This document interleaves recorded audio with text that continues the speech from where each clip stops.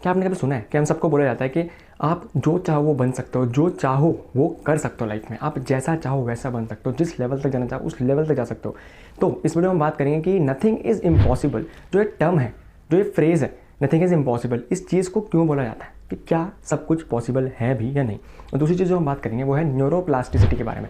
ये न्यूरोप्लास्टिसिटी किस चीज़ का नाम है, किस चिड़िया का नाम है न्यूरोप्लास्टिसिटी। न्यूरो मतलब न्यूरॉन्स की बात होने वाली है, दिमाग की, और दूसरा प्लास्टिसिटी यानी कि हम थोड़े से चेंज की बात करने वाले हैं इस वीडियो में। तो क्या हम इन दोनों टॉपिक्स को मिला के समझ लें?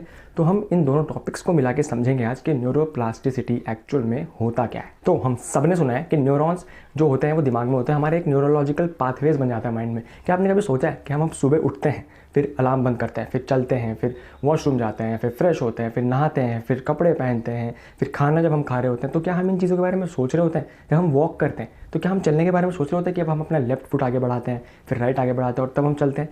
क्या हम सोचते हैं? हम नहीं सोचते हैं। तो कुछ पाथवेज बन जाते हैं, कुछ चीज़ें यहाँ पे रह जाती है जिसके वजह से सब पॉसिबल हो पाता है बिना सोचे समझे, सबकॉन्शियस माइंड के लेवल पे। अब सबकॉन्शियस माइंड क्या होता है? सबकॉन्शियस माइंड के बारे में लोगों के साइंस को भी बहुत ज़्यादा ज्ञान नहीं है अभी। हमें अभी तक इतना पता है मोटे मोटे तौर पे कि दिमाग के बहुत सारे पार्ट्स होते हैं। तो ऊपर से अगर बात करें तो एक होता है सबकॉन्शियस माइंड, दूसरा होता है कॉन्शियस माइंड। तो कॉन्शियस माइंड वो होता है, फॉर एग्जाम्पल हम पढ़ रहे हैं, हमें कोई टेस्ट देना है, तो वो हम कॉन्शियस माइंड से देते हैं। यानी कि जो भी हमारे नॉलेज अंदर पड़ी हुई है, जो भी हमने याद किया है, जो भी हमने प्रैक्टिस किया, वो वहाँ पे हम यूज़ करके उस टेस्ट का आंसर देते हैं।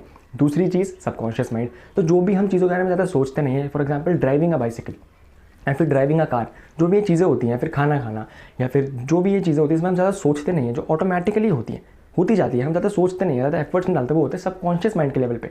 तो वापस अगर हम टॉपिक पे आएँ कि न्यूरोलॉजिकल जो पाथवेज बन जाते हैं या फिर न्यूरोप्लास्टिसिटी क्या है या फिर नथिंग इज़ इम्पॉसिबल, आप कुछ भी बन सकते हो लाइफ में, ये सब चीज़ के डेप्थ में जाएंगे अगर हम, तो उससे क्या निकल के आएगा? न्यूरोलॉजिकल जो पाथवेज हमारे बन जाते हैं वो होते हैं कॉन्टिन्यूस प्रैक्टिस के बाद।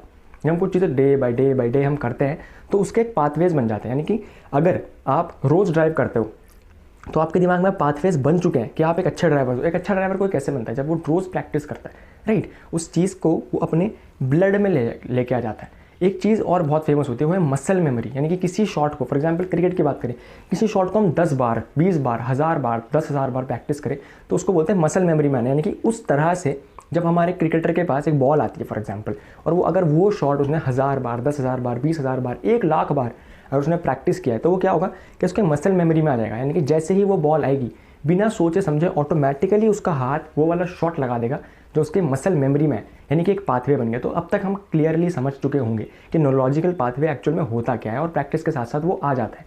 Similar thing goes into your personality.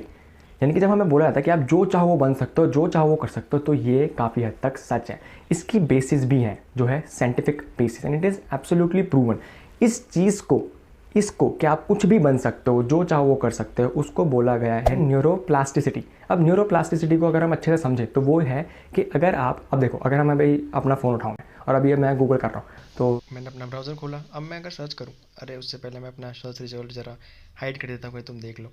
तो फाइनली अगर मैं सर्च करूँ न्यूरोप्लास्टिसिटी, अब मैं लिख के अगर हिट करता हूँ सर्च बटन, तो गूगल मेरे को बताता है कुछ डेफिनेशन। जैसा आपके स्क्रीन पे ये ऑलरेडी है तो आप ये पढ़ सकते हो, लेकिन इसका एक्चुअल में जो मतलब है वो ये निकल के आता है कि with growth, with time, with change, through growth and reorganisation चीज़ें चेंज की जा सकती है न्यूरॉन्स के लेवल पे। जैसे कि अभी हमने गूगल करके देखा कि न्यूरोप्लास्टिसिटी क्या होता है, तो यही चीज़ होती है कि न्यूरोप्लास्टिसिटी का मतलब है कि आप जो भी प्री कंसीव नोशन है या फिर जो भी पाथवेज यहाँ बन चुके हैं, आप वो सब चेंज कर सकते हो। अगर आप एक इंट्रोवर्ट बन चुके हो बहुत, या फिर बहुत एक्सट्रोवर्ट बन चुके हैं, इंट्रो एक्सट्रो भी हटाएं, अगर हम कुछ ऐसे बन चुके हैं कि हमारी एक तरह की वॉक है, यानी कि गेट मतलब वॉकिंग स्टाइल है, या फिर कोई भी पर्सनैलिटी है, या फिर कभी कभी किसी की आदत होती है कि फिर ऐसे करना है, फिर ये करना है, फिर ये करते रहना है। ये छोटी छोटी चीज़ें होती है जो हमारे पाथवेज बन जाते हैं, इसको बोलते हैं हैबिट्स।